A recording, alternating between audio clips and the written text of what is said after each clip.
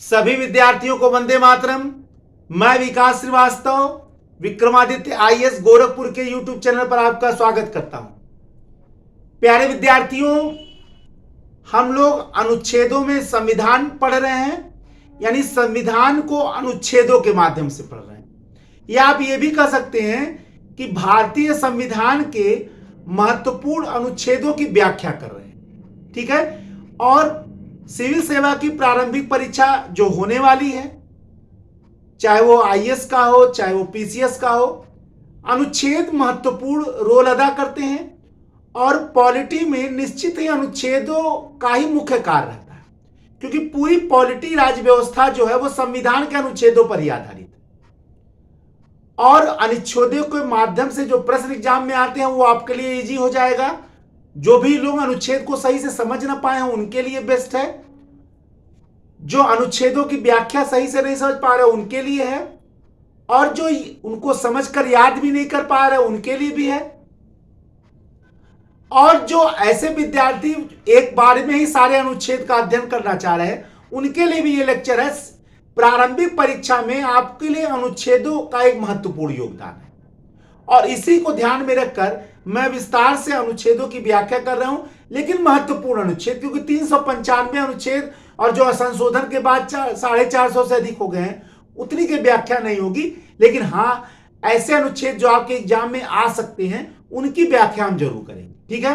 तो आज हम लोग 11 अनुच्छेद तक मैं इसके पहले मैं कर चुका हूं, आप देख सकते हैं। आज हम लोग अनुच्छेद 12 से प्रारंभ करेंगे, जो भारतीय संविधान के भाग 3 में जनरली मौलिक अधिकार से संबंधित है। क्योंकि आप ये जानते हैं कि भारत के संविधान के भाग 3 में अनुच्छेद 12 से 35 तक मौलिक अधिकारों का वर्णन किया गया है। तो आज जनरली जो मैंने 11 तक बता दिया था उसी से आगे बताऊंगा।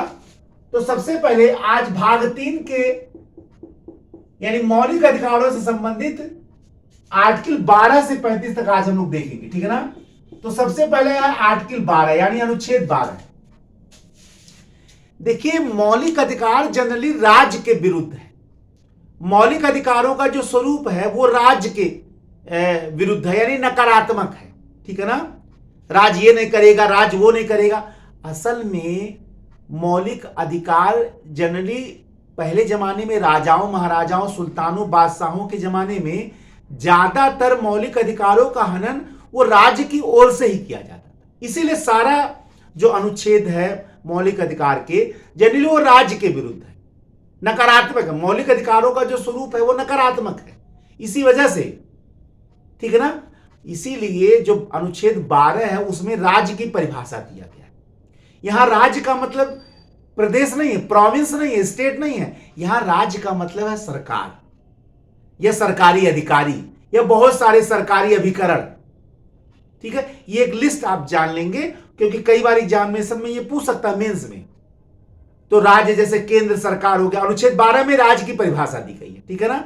जैसे केंद्र मंत्रिमंडल हो गया, राज्य मंत्रिमंडल हो गया, जिले के बड़े बड़े अधिकारी हो गए, विभिन्न प्रशासनिक अधिकरण, ये क्या कहलाते हैं? राज्य कहलाते हैं। तो अनुच्छेद 12 में राज्य की परिभाषा है।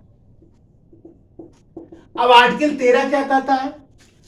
आर्टिकल 13 यह कहता है कि ऐसी विधियां जो मौलिक अधिकारों का हनन करती हैं या मौलिक अधिकारों के विरुद्ध हैं, उनको उस सीमा तक उनका समापन कर दिया जाएगा जितनी सीमा तक वो मौलिक अधिकारों का हनन करती। यानी मौलिक अधिकारों के विरुद्ध अगर कोई कानून बनता है तो अनुच्छेद 13 यह कह रहा है कि उसको रद्द किया जा सकता है उस सीमा तक जिस सीमा तक विरोध कर रहा है। यानी देखिए, यानी हमारे संविधान निर्माता पहले जानते थे कि हनन हो सकता है, चाहे संसद का कानून हो चाहे कार्यपालिका का आदेश हो, मौलिक अधिकारों का हनन कर सकता है। इसलिए सबसे पहले अनुच्छेदों की परिभाषा दे दिया और अनुच्छेद 13 में सबसे पहले उसका रक्षण कर दिया, बता दिया कि अगर उसके विरुद्ध अगर आप कानून बनाएंगे तो ये सब हो जाएगा। ठीक है ना। वो पहले ही बता दिया, अनुच्छेद 13 में बता दिया कि अगर ऐसे कोई कानून जो इसके विरुद्ध हैं तो क्या किया दिया, उसको समाप्त कर दिया जाएगा। पहले तो कहा भी उस सीमा तक समाप्त होगा जिस सीमा तक वो विरोध कर रहा है। अगर नहीं वो सीमा अलग हो पा रहा है वो तो पूरे कानून को ही रद्द कर दिया जाएगा। पहले राज्य की परिभाषा, फिर मौलिक अधिकारों के संरक्षण के लिए अनुच्छेद 13 बना दिया गया कि हालांकि मौलिक अधिकारों को लागू कराने के लिए तो अनुच्छेद 32 बनाया गया, 13 जो है वो यही बता रहा है कि इससे जो अल्पीकरण करने वाली विधियां हैं मौलिक अधिकारों को या उसको नुकसान पहुंचाने, उनको क्या करते हैं, कार्यपालिका न्यायपालिका जो उनको क्या कर सकती है, रद्द कर सकती है। अब आइए अनुच्छेद 14 से लेकर 18 यानी समानता का अधिकार। 14 से 18 में क्या है, समानता का अधिकार। तो आर्टिकल 14 क्या है, विधि के समक्ष समानता और विधियों का समान संरक्षण। विधि के समक्ष समानता और विधियों का समान संरक्षण, क्या मतलब इसका हुआ, कानून के समक्ष सब कोई समान है, यानी सरकार जो है समान व्यक्तियों के लिए समान कानून बनाएगी, समान रूप से लागू करेगी, ठीक है ना। यानी विधि के समक्ष हर कोई बराबर। पहले जमाने में अलग अलग लोगों के लिए अलग अलग कानून बनते थे, बहुत सारे नीति शास्त्र थे, बहुत सारे जो शास्त्र हुआ करते थे, कहते थे इनको इतना दंड मिलेगा, उनको उतना दंड, तो ये विधियों से डिस्टर्बेंस था, ठीक है। लेकिन संविधान चूंकि सबके लिए बराबर है, इसलिए विधि के समक्ष समानता है और विधियों का समान संरक्षण भी है। क्या मतलब हुआ कि समान परिस्थितियों में समान व्यक्ति को समान रूप से दंडित किया जाए। किसी को उसके स्थिति के आधार पर नहीं दंडित किया जाएगा कि वो बड़ा आदमी है तो उसको कम दंड मिलेगा, ये छोटा आदमी गरीब है तो इसको कम दंड, ऐसा नहीं। तो विधियों का समान संरक्षण भी होगा। विधि के समक्ष समानता ये ब्रिटेन से शब्दावली लिया गया है और विधियों का समान संरक्षण ये अमेरिका से लिया गया। अब अनुच्छेद 14 दो चीज देखिए, यही एग्जाम में पूछ सकता है। विधि के समक्ष समानता ये ब्रिटेन से है ये शब्द, और विधियों का समान संरक्षण ये शब्द कहां से लिया गया, अमेरिका से लिया गया। ये भी सब जानिए, जब आप कॉन्सेप्ट से पढ़ेंगे ना तो आप देखेंगे कि सारी चीजें क्लियर हो गई। केवल जो है बहुत ऊपरी पढ़ने का पद मत करिए, कॉन्सेप्ट के साथ पढ़ने का पद करिए। समय लग जाए लेकिन कोई चीज छूटे ना, शॉर्ट कट मत चलाइए, क्योंकि लॉन्ग कट हमेशा चलने वाली चीज है। क्योंकि जानते हैं ये चीजें आपको इसलिए नहीं कोई बताएगा क्योंकि तत्काल ये चीजें बड़ी अच्छी लगती हैं शॉर्टकट, लेकिन आपको जान के नहीं आश्चर्य होगा कि सैकड़ों हजारों लोग छोड़ दिए इसी शॉर्टकट के चक्कर में, जीवन निकल गया, क्योंकि आप उनको देख तो पाते नहीं हैं। इसलिए लॉन्ग कट कीजिए ताकि आप टिके रहिए और हर हाल में सेलेक्ट होइए, ठीक है। आइए इसके बाद अनुच्छेद 15, धर्म, मूल, वंश, लिंग, जाति, जन्म स्थान के आधार पर विभेद का प्रतिषेध। यानी धर्म, मूल, वंश, लिंग, जाति और जन्म स्थान के आधार पर अगर विभेद होता है, दो लोगों के बीच बंटवारा किया जाता है, दो लोगों के बीच ऊंच और नीच का भाव आता है, धर्म, मूल, वंश, लिंग, जाति, जन्म स्थान के आधार पर, तो जाहिर सी बात है इस पर रोक लगाया गया।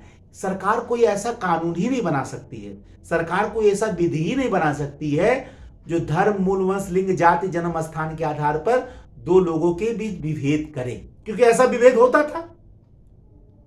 ब्राह्मण, क्षत्रिय, वैश्य, शूद्र के संबंध में अलग अलग प्रावधान थे, तो ऐसे प्रावधान अब न बन सके इसके लिए अनुच्छेद 15 लाया गया, धर्म, मूल, वंश, लिंग, जाति, जन्म स्थान विभेद के आधार। हालांकि इसके अपवाद भी हैं। अनुच्छेद 15 के खंड 4 में यह कहा गया है कि राज्य जो है, जो पिछड़े लोग हैं उनके लिए अलग से प्रावधान कर सकती है, तो ये हो सकता है। लेकिन ये प्रोटेक्टिव मतलब संरक्षणात्मक भेदभाव है, यानी ऐसे लोगों को संरक्षणात्मक भेदभाव देने के लिए किया जा रहा है। ऐसा नहीं है कि उनसे जानबूझकर किया जा रहा है, क्योंकि भाई बहुत ऐसी जातियां थी जो समाज की मुख्य धारा से अलग थी या जिनके साथ न्याय नहीं होता, तो उनके लिए ऐसा किया गया। ये हमारे संविधान निर्माता हमको वो दे गए जिसके लिए दुनिया में बड़ी लड़ाइयां हुई थी।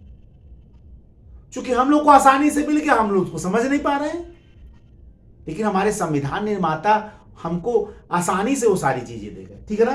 तो अनुच्छेद 16 आर्टिकल 16 क्या कर रहा है, लोक नियोजन के विषय पर अवसर की समानता। क्या कर रहा है, लोक नियोजन के विषय पर अवसर की समानता। यानी अगर कोई सरकारी पद निकल रहा है तो उस पे धर्म, मूल, वंश, लिंग, जाति, जन्म स्थान, ठीक है ना, इन विभेदों, इन आधारों पर विभेद नहीं हो सकता है। ये नहीं होगा कि ये पद केवल इस जाति के लिए होगा, ऐसा नहीं है, ठीक है ना। यह पद सबके लिए है। लोक नियोजन के विषय पर पहले ऐसा होता था कि कुछ ही ऊपर के वर्ग पूरी नौकरी ले लेते थे, छोटे लोगों को नौकरी मिल ही नहीं पाती थी, ठीक है। तो ऐसा ना हो इसीलिए अनुच्छेद 16 लाया गया। लोक नियोजन के विषय पर अवसर की समानता। अगर कोई सरकारी पद निकलता है तो उस पर हर व्यक्ति समान रूप से अवसर दिया जाएगा। ये नहीं कहा जाएगा तुम इस जाति के हो तो तुमको अवसर मिलेगा और तुम इस जाति के हो इसलिए तुम फॉर्म नहीं भर सकते, ऐसा नहीं, हर कोई भर रहा। और ये भारतीय लोकतंत्र की महानता है कि आपको हर चीज मिल गया आसानी से। हमारे स्वतंत्रता सेनानियों ने निश्चित ही लड़ाइयां लड़ी और तब जाके देश आजाद हुआ, हमको ये चीज मिला, लेकिन इसके लिए हम लोग को अलग से संघर्ष नहीं करना पड़ा, ठीक है। और ये चीजें हमें मिल गई और आज हम इसका भोग कर रहे हैं, इसलिए बहुत लोगों के मन में इसका महत्व भी नहीं है। हालांकि संविधान तो हमारे लिए निश्चित ही भाग्य विधान है, ठीक है। अब आइए अनुच्छेद 17। तो अनुच्छेद 16 लोक नियोजन के विषय पर अवसर समानता था। इसके अलावा अनुच्छेद 17 जो है वो अस्पृश्यता का अंत करता, एबोलिशन ऑफ अनटचेबिलिटी। अस्पृश्यता यानी छुआछूत। अनुच्छेद 17 क्या कहता है? अस्पृश्यता का अंत यानी छुआछूत का अंत। भारतीय संस्कृति में कुछ मनुष्यों के स्वार्थपरक रवैये के कारण कुछ ऐसे कुप्रथाएं प्रचलित हो गईं जो कुदरत द्वारा बनाए गए या ईश्वर द्वारा बनाए गए संरचना को ही नकार रही थी। क्या नकार रही थी? कि वो अछूत है, उसके छूने से हम अपवित्र हो जाएंगे। मांस खाने से कोई अपवित्र नहीं हो रहा है, ठीक है, और सारे कुकर्म करने से कोई अपवित्र नहीं हो रहा था, लेकिन किसी व्यक्ति को टच कर लेने से, उसको देख लेने से, उसको स्पर्श कर लेने से वो अस्पृश्य हो जाता था, वो अछूत हो जाता था। ऐसा कैसे हो सकता है? आखिर वो भी तो ईश्वर द्वारा बनाई गई कृति है। ईश्वर के द्वारा बनाई गई कृतियों में कैसे हो सकता है कि ये इसको छूने से वो व्यक्ति जो है वो अपवित्र हो जाएगा और दूसरे को छूने से पवित्र हो जाएगा? ऐसा एक ईश्वर ही ऐसा क्यों कर सकता है? बताइए जरा हमको।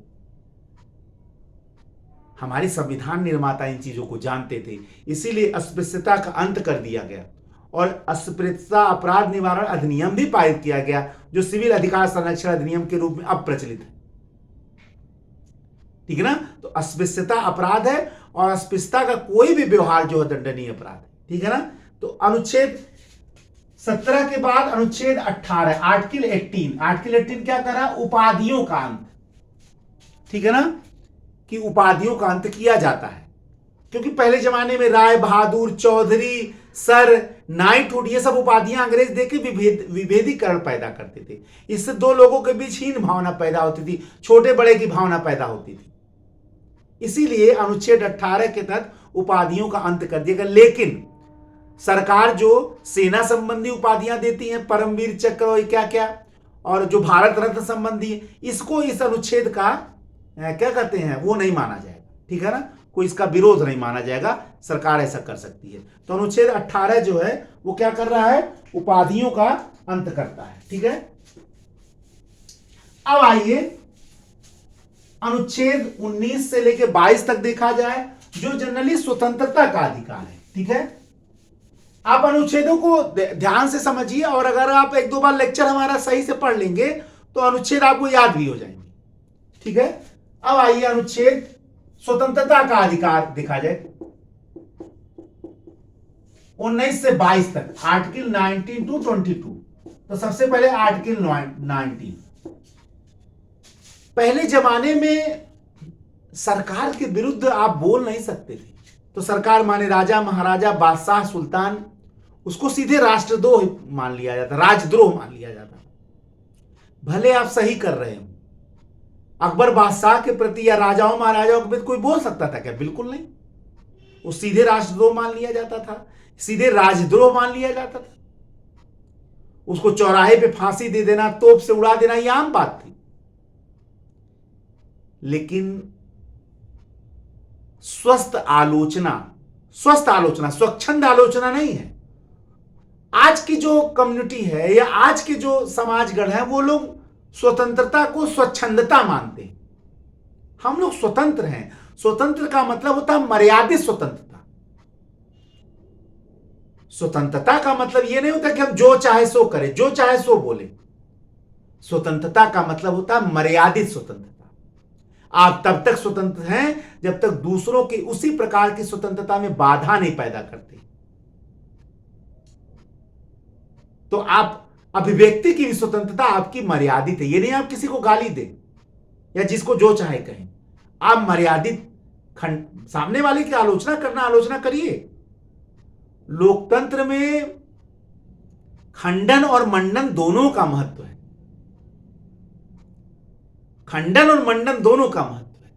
इसलिए आलोचना लोकतंत्र का स्वस्थ प्राणवायु है, निश्चित ही होना चाहिए, लेकिन गाली गलौज तक नहीं होना चाहिए, जैसा कि आज का समाज कर रहा है। ऐसा ये नहीं हमारे संविधान, ये कौन कर रहा है? अभिव्यक्ति की स्वतंत्रता में गाली देने की स्वतंत्रता कौन कह रहा है? ये नहीं है। तो अनुच्छेद 19 जो है वाक अभिव्यक्ति संबंधित बहुत सारी स्वतंत्रताएं देता है। अनुच्छेद 19 खंड 1 के उपखंड क से लेकर लास्ट तक जो है पहले 7 स्वतंत्रताएं थी आर्टिकल 19 में। अब वो एक स्वतंत्रता संपत्ति के अर्जन, व्ययन और धारण, इसको समाप्त कर दिया गया। कुल 6 स्वतंत्रताएं हैं, ठीक है ना। वाक और अभिव्यक्ति की स्वतंत्रता अनुच्छेद 19 खंड 1 क के तहत वाक और अभिव्यक्ति की स्वतंत्रता है। या आप अपने आप को अभिव्यक्त कर सकते हैं, बोल सकते हैं। इसी में प्रेस की स्वतंत्रता भी है 19 क में, ठीक है ना। उसको क्लास और सब क्लास बोलते हैं, लेकिन हम लोग चूंकि एक शॉर्ट फॉर्म में बोलते हैं, हालांकि वो भाषा उतनी सही नहीं है, तो आप उसको आर्टिकल 19 खंड 1 उपखंड का ऐसे बोल सकते हैं, ठीक है ना। क्लास 1 सब क्लास ए या ऐसे कर सकते हैं, ऐसे बोला जाता है, ठीक है ना। उसमें क्या है? वाक और अभिव्यक्ति की स्वतंत्रता, फिर निवास करने की स्वतंत्रता, फिर संगठन बनाने की स्वतंत्रता, फिर कहीं बस जाने की स्वतंत्रता, ये सारी स्वतंत्रताएं, कारोबार करने की स्वतंत्रता, ठीक है। इस प्रकार से कुल 6 स्वतंत्रताएं आर्टिकल 19 में दिया गया है। इसके बाद आर्टिकल 20 में अपराधों के दोष सिद्धि के संबंध में संरक्षण है। अपराधों के दोष सिद्धि के संबंध में संरक्षण है। यानी अगर अपराध को किसी अपराधी को दोष सिद्ध करना है, तो यह नहीं कहा जाएगा कि तुम अपने खिलाफ खुद गवाही दो। वो तो पुलिस का काम है, कानून का काम है, ठीक है। उसको अपने विरुद्ध गवाही देने के लिए, अपने विरुद्ध साक्ष्य देने के लिए नहीं किया जाएगा। इसी प्रकार किसी व्यक्ति को एक अपराध के लिए केवल एक बार दंडित किया जाएगा, बार बार नहीं दंडित किया। इसको दोहरे दंड का सिद्धांत भी इसी आर्टिकल 20 के तहत है, जो अमेरिका से लिया गया है। यानी एक बार एक अपराध के लिए किसी व्यक्ति को केवल एक बार दंडित किया जाएगा। दोहरे दंड का सिद्धांत नहीं है कि कई अपराध के लिए आप उसको बार बार दंडित करेंगे। तो यह भी आर्टिकल 20 से भी संबंधित है। देखिए, मैंने कहा ना, जब आप कॉन्सेप्ट से पढ़ेंगे तो बहुत सरल पढ़ाई हो जाएगी। हाँ ठीक है, समय लगेगा, लेकिन उसके बाद उससे कोई भी प्रश्न आएगा तो आप हल कर लेंगे। ऐसी पढ़ाई भी तो होनी चाहिए, समय लग जाए, ठीक है। कहते हैं ना, दुर्घटना से देर भली। और मैं आपको बताऊं, अपनी गलतियों का खामियाजा ऐसे समय नहीं आदमी को भोगने को मिलता है जब समय हो, ऐसे समय मिलता है जब समय ही नहीं रहता है, तब केवल पछताना भी रह जाता है। तो ऐसा ना करना पड़े। अपने जीवन के अनुभव से, लंबे तैयारी के अनुभव से हम लोग यही सीखें। और मैं अपने लेक्चर के तहत बस यही बताना चाहता हूं, एक गाइड के रूप में, शिक्षक मार्गदर्शक ने गाइड के रूप में जो अनुभवों से सीखा वो आप लोग को बताते हैं, ठीक है। तो आपको विस्तार से पढ़िए, कोई समस्या नहीं है। अनुच्छेद 20 केवल प्राण और दैहिक स्वतंत्रता का संरक्षण नहीं है, अपराधों के दोष सिद्धि के संबंध में संरक्षण नहीं है, उसी में दोहरे दंड का भी सिद्धांत है, उसी में दोहरे दंड का भी सिद्धांत है। यह नहीं कि उसको अपने विरुद्ध साक्ष्य नहीं दिया जाएगा, उसको अपने क्या कहते हैं, लेकिन यह नहीं है कि केवल इतना ही है कि वह व्यक्ति को एक अपराध के लिए केवल एक बार दंडित किया जाएगा, 2 बार नहीं दंडित। इसको दोहरा दंड का सिद्धांत जो अमेरिका से लिया गया है वो भी अनुच्छेद 20 में, ठीक है ना। अब आइए अनुच्छेद 21 आर्टिकल 21, प्राण और दैहिक स्वतंत्रता का संरक्षण। प्राण और दैहिक स्वतंत्रता का संरक्षण। अगर आपसे यह पूछा जाए कि आजादी के बाद कौन सा संविधान का अनुच्छेद बार बार केवल बढ़ता ही चला जा रहा है, तो आप बताएंगे अनुच्छेद 21। अनुच्छेद 21 एक ऐसा अनुच्छेद है जो हनुमान जी के पूंछ की तरह बढ़ता ही चला जा रहा है। अब आप पूछेंगे सर कारण क्या है? कारण यह है कि अनुच्छेद 21 में लिखा है प्राण और दैहिक स्वतंत्रता। देखिए, मैंने अपने लेक्चरों में बार बार बताया है कि भारत का संविधान कई जगह मौन भी है। मौन का मतलब यह कि उसका निहितार्थ, अब प्राण की स्वतंत्रता क्या होती है ये कहीं बताया नहीं गया, दैहिक स्वतंत्रता क्या होती है कहीं बताया नहीं गया, बस लिख दिया गया प्राण और दैहिक स्वतंत्रता का संरक्षण। किसी व्यक्ति को विधि द्वारा स्थापित प्रक्रिया के तहत ही उसके प्राण दैहिक स्वतंत्रता से वंचित किया जाएगा, अन्यथा नहीं। लेकिन प्राण और दैहिक स्वतंत्रता क्या मतलब क्या है, प्राण की स्वतंत्रता क्या है, दैहिक स्वतंत्रता क्या है, इसकी व्याख्या तो न्यायिक निर्णयों से निकला है। इसीलिए उसने निजता के अधिकार को भी अनुच्छेद 21 के तहत ला दिया है, स्वास्थ्य का अधिकार भी अनुच्छेद 21 के तहत आ गया है, फिर विदेश जाने का अधिकार भी अनुच्छेद 21 के तहत आ गया है, बढ़ता ही चला जा रहा है, ठीक है ना। तो प्राण की स्वतंत्रता क्या है, अनुच्छेद 21। दैहिक स्वतंत्रता क्या है, अनुच्छेद 21। यानी ऐसे कार्य जो मनुष्य के जीवन को गरिमामय बनाए, ठीक है ना, जो अर्थपूर्ण बनाए, क्या कहलाती है, प्राण की स्वतंत्रता। गरिमामय, स्वाभिमानमय, अर्थपूर्ण, वो क्या कहलाता है, प्राण की स्वतंत्रता, ठीक है ना। अगर आप किसी को कहीं जाने नहीं दे रहे हो, जो उसका अधिकार है, जाहिर सी बात उसके गरिमा और स्वाभिमान को, डिग्निटी को ठेस पहुंच रहा है। आप किसी के मूलभूत चीजों को नहीं दे रहे, निश्चित उसके स्वाभिमान को ठेस पहुंच रहा है, तो ये प्राण की स्वतंत्रता हो गई। मैंने कहा ना, मेरे संविधान निर्माता हर जगह व्याख्या नहीं किए, वो मौन है, उस परिस्थितियों पर इन चीजों को छोड़ दिए थे कि न्यायालय समय समय पर इसका निर्णय करेगा, और कर रहा है, इसीलिए अनुच्छेद 21 बढ़ता चला जा रहा है। दैहिक स्वतंत्रता का माने क्या है, अवैध कारावास, अवैध पुलिस निगरानी या अवैध रूप से जेल में डालना, यह क्या है, दैहिक स्वतंत्रता। तो प्राण की स्वतंत्रता और दैहिक स्वतंत्रता से किसी व्यक्ति को तभी वंचित किया जाएगा केवल विधि द्वारा स्थापित प्रक्रिया के अतिरिक्त नहीं किया जाएगा। विधि माने क्या, जो संसद कानून बनाएगी। भारत में विधि माने क्या, जो संसद कानून बना रही है।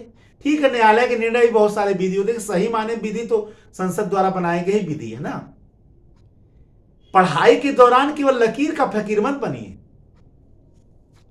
सिविल सेवा की तैयारी एक वैचारिक क्रांति है, आपका अपना भी विचार आना चाहिए। देखिए ना, प्रश्नों में जितने प्रश्न पूछे जाते हैं, बहुत ज्यादा पूछता आयोग का, आधे से ज्यादा प्रश्न रहता कि आपके विचार क्या है। ये नहीं पूछता आयोग कि फला किताब का क्या विचार है, फला राइटर का विचार, उसको उससे मतलब है नहीं है, मतलब आपसे है। आयोग जानना चाहता है कि आप क्या जानते हैं। आप क्या जानते हैं तो किताबों के रटने से आप क्या जानते हैं नहीं आएगा, वो आपको अपनी समझ विकसित करने से आएगा। और मैं अपने लेक्चर में बार बार यही आपसे कहता हूं और ये कहता रहूंगा।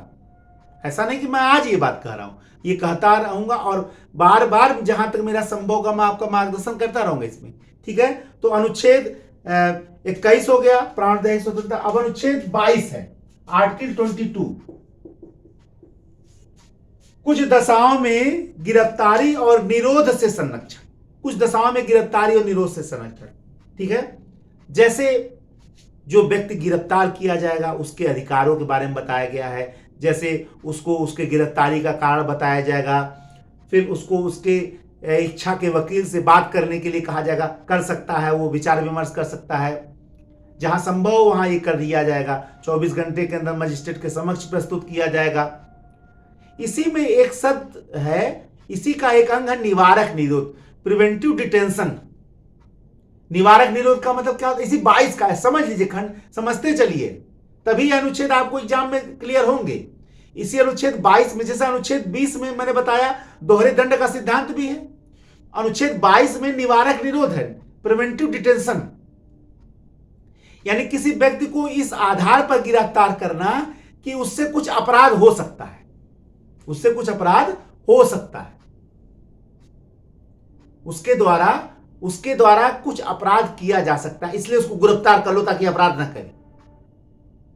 लेकिन उसके लिए नियम बना कि इतने दिन तक उसको जेल में रखा जा सकता है, निवारक निरोध। एक सलाहकार परिषद बनेगा, वो सलाहकार परिषद बताएगा कि इससे ज्यादा आप रख सकते हैं कि नहीं रख सकते, 3 महीने से ज्यादा, ये सारे नियम बनेंगे निवारक निरोध। तो निवारक निरोध अब एग्जाम में सीधे पूछ सकता है, निवारक निरोध का किस अनुच्छेद से संबंध है? आर्टिकल 22 के खंड 3 से लेकर 7 तक।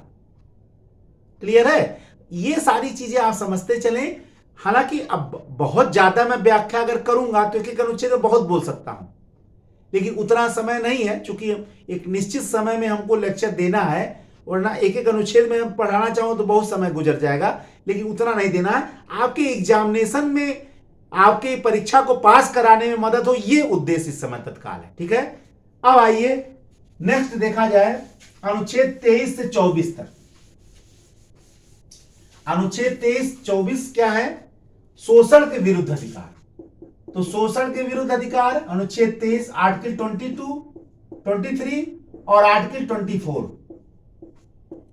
ठीक है ना? आर्टिकल 23 क्या? मानव के दुर्व्यापार और बलात् श्रम।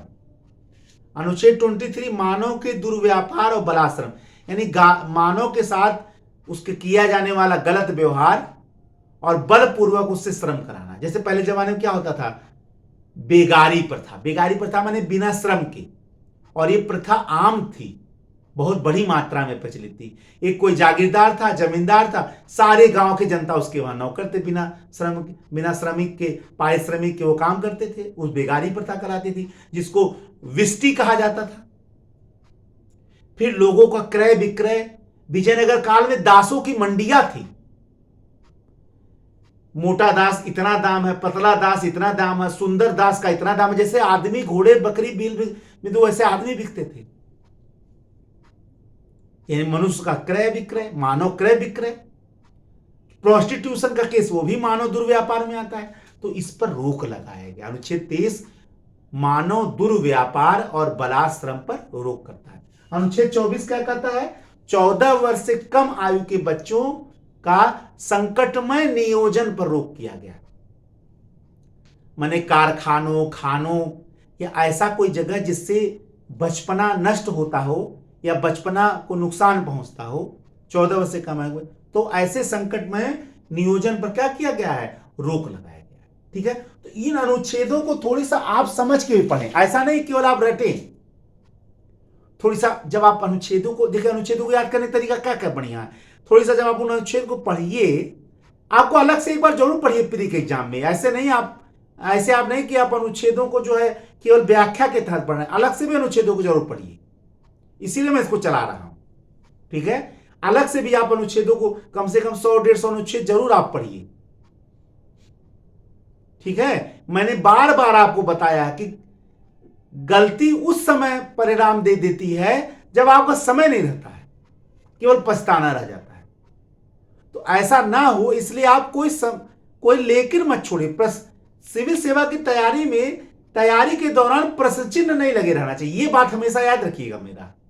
ठीक है, आइए नेक्स्ट देखा जाए अनुच्छेद 25 से लेकर 28 तक, यानी धार्मिक स्वतंत्रता का अधिकार। तो आर्टिकल 25 क्या है? अंतःकरण की स्वतंत्रता। ठीक है ना? अंतःकरण की स्वतंत्रता और अपने धर्म को मानने, आचरण और प्रचार की स्वतंत्रता। यानी आपके अंतःकरण में जिसके प्रति प्रेम हो, जिसके प्रति श्रद्धा हो, उसकी स्वतंत्रता। भारत एक देश है जो धार्मिक, दुनिया में भारत एक देश है जो धार्मिक स्वतंत्रता को संविधान में मान्यता दे रहा है। नहीं तो दुनिया में या तो धार्मिक देश हैं या तो सीधे धर्म से बिल्कुल उदासीन देश हैं, यानी नास्तिक देश हैं। लेकिन धर्म को स्वतंत्रता देने का काम भारत का संविधान करता है। सर्वे भवन्तु सुखिनः सर्वे सन्तु निरामयः सर्वे भद्राणि पश्यन्तु मां कश्चित् दुख भाग भवेत्। सर्वे भवन्तु सुखिनः का मतलब सब सुखी हूं, हिंदू मुसलमान सिख ईसाई नहीं, सब सुखी हूं। धार्मिक स्वतंत्रता की मौलिकता ये हमारे वहां से आया। जब सम्राट अशोक ये कह रहा था कि सभी मनुष्य मेरी संतान हैं, तो वो केवल एक जाति धर्म को नहीं कह रहा था, सबको कह रहा था। ठीक है ना। तो अनुच्छेद 25 अंतःकरण की स्वतंत्रता देता है। जो आपके अंतःकरण में उसको मानिए और अपने धर्म को मानने, प्रचार और आचरण करने की स्वतंत्रता देता है। ठीक है ना। अनुच्छेद 26 आर्टिकल 26 धार्मिक कार्यों के प्रबंध की स्वतंत्रता देता है। और माइंड करिएगा, अनुच्छेद 26 जो धार्मिक कार्यों के प्रबंध की स्वतंत्रता है, ये व्यक्ति को नहीं दिया गया है, व्यक्तियों द्वारा स्थापित संगठन को दिया गया। माइंड कर लीजिए इस बात को। अनुच्छेद 26 जो है धार्मिक कार्यों के प्रबंध की जो स्वतंत्रता देता है, वो व्यक्तियों को नहीं देता, व्यक्तियों द्वारा स्थापित संगठन को देता, किसी संस्था को देता, इंस्टीट्यूशन को देता। क्लियर है। अनुच्छेद 27 आर्टिकल 27 धार्मिक व्यय पर कर से मुक्ति। धार्मिक व्यय पर कर से मुक्ति। ठीक है ना। यानी आप धर्म पर कोई व्यय करते हैं तो वो कर नहीं लगेगा। आप अन्य जगह व्यय करते हैं तो व्यय कर लगता है, लेकिन धार्मिक कार्यों पर कोई व्यय कर रहे हैं वो कर नहीं लगेगा। ठीक है। ये ब्लैक मनी का बहुत बड़ा आधार भी बन जाता है, लेकिन खैर अभी हम यहां नहीं कहना चाहते हैं, लेकिन ये भी आधार बनता है धार्मिक व्यय पर कर से मुक्ति। अब आइए अनुच्छेद 28। अनुच्छेद 28 क्या कह रहा है?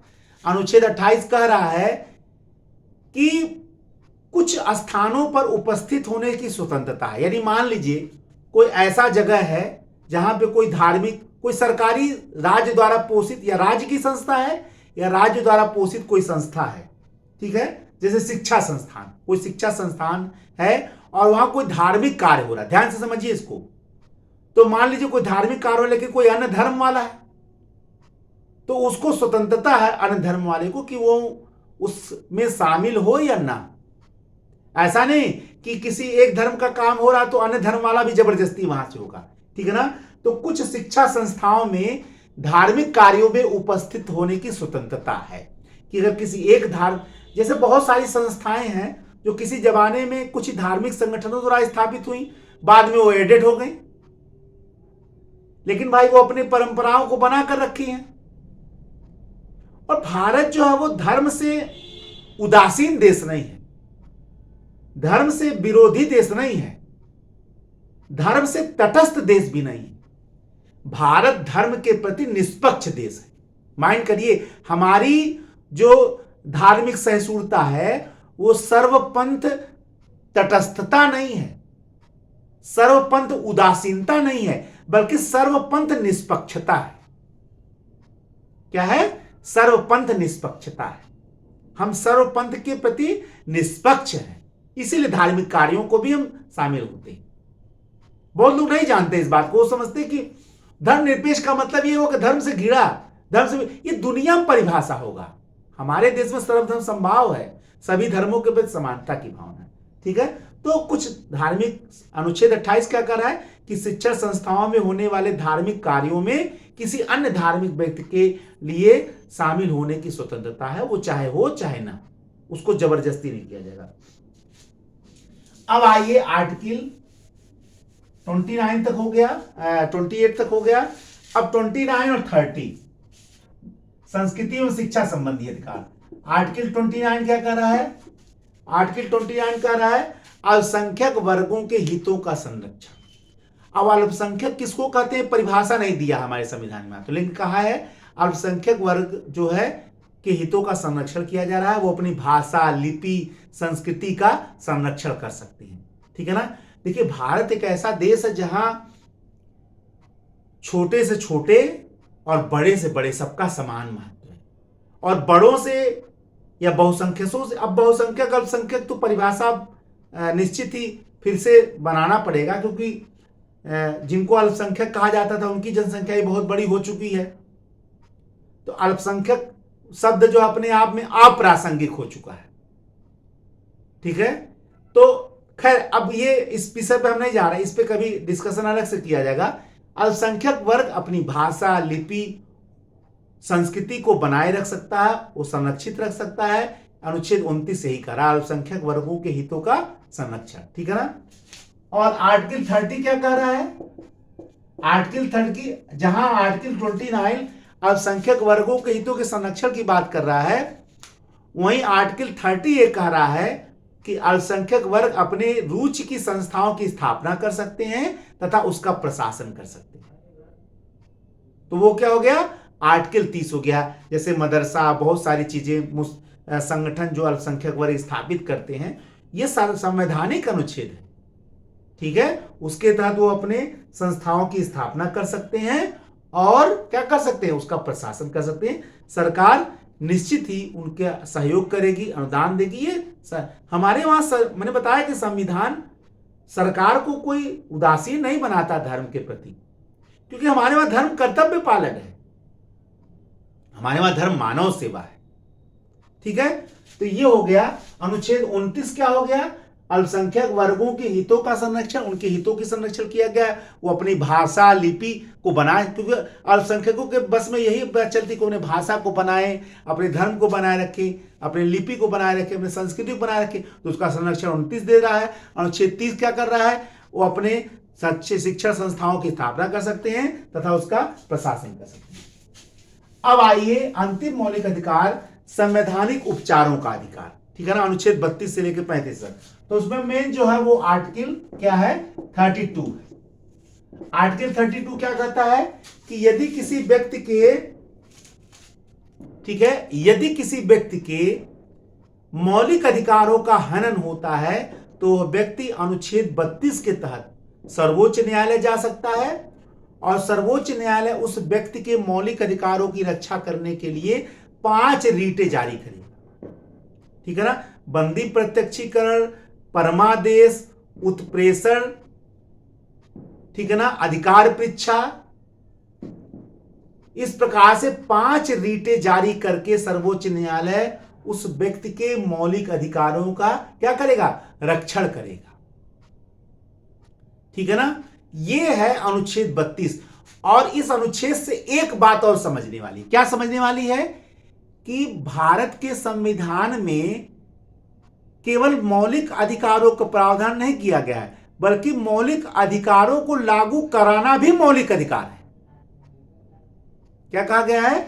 मौलिक अधिकारों को लागू कराना भी मौलिक अधिकार है। ऐसी में एक आर्टिकल क्या है? 34 है, जो कह रहा है अगर किसी क्षेत्र में मार्शल लॉ लागू हो, यानी सेना विधि लागू हो, तो मौलिक अधिकारों पे क्या लगाया जाएगा? प्रतिबंध लगाया जाएगा, निर्बंधन लगाया जाएगा।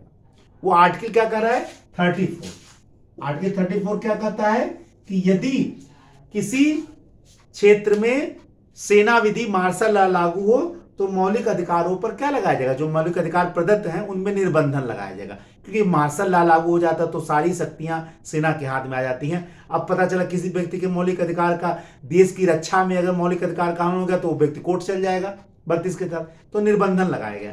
और अनुच्छेद 35 क्या कह रहा है? जो लास्ट वाला है, आर्टिकल 35 इसलिए लाया गया था कि जो उपबंध दिए गए हैं, जैसे अनुच्छेद 17 में, अनुच्छेद 23 में, इनको लागू कराने के लिए कानून बना सकता है कौन? संसद बना सकता है इनको लागू कराने के लिए। ये याद रखिएगा। आर्टिकल 35 क्या कह रहा है कि अनुच्छेद 17 के तहत जो अस्पृश्यता है उसके तहत कानून बन सकता है, तो कोर्ट ने बनाया ही बनाया है। फिर अनुच्छेद 23 के तहत जो है उसके तहत कानून बना सकता है। इसके लिए अनुच्छेद 35 में क्या किया गया? प्रावधान किया। तो ये आज मैंने 12 से 35 तक बता दिया। नेक्स्ट लेक्चर में और संविधान, इसके आगे के सारे अनुच्छेदों को हम बताएंगे। विस्तार से अनुच्छेदों को आप पढ़िए, यही आपके सिविल सेवा की परीक्षा में आपके सफलता का आधार बनेंगे। इसीलिए मैंने इस लेक्चर को प्रारंभ किया है।